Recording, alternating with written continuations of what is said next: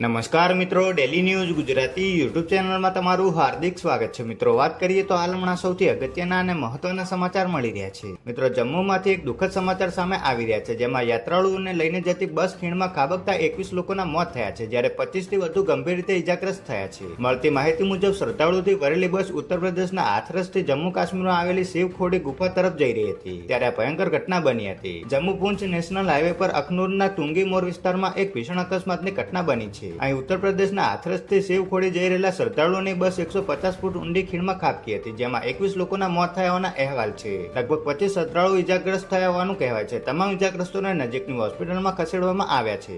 પ્રાથમિક માહિતી અનુસાર ઉત્તર પ્રદેશ નંબર ધરાવતી આ બસ જમ્મુથી શિવખોડીની ગુફા તરફ જઈ રહી હતી. શિવખોડીની ગુફા રિયાસી જિલ્લામાં આવેલી છે, જે કટરા પાસે માતા વૈષ્ણોદેવી મંદિરથી માત્ર 80 કિલોમીટર દૂર છે. આ ઘટનાને પગલે સ્થાનિક પોલીસ અને તંત્રની ટીમે રાહત અને બચાવ કાર્યની કામગીરી હાથ ધરી હતી.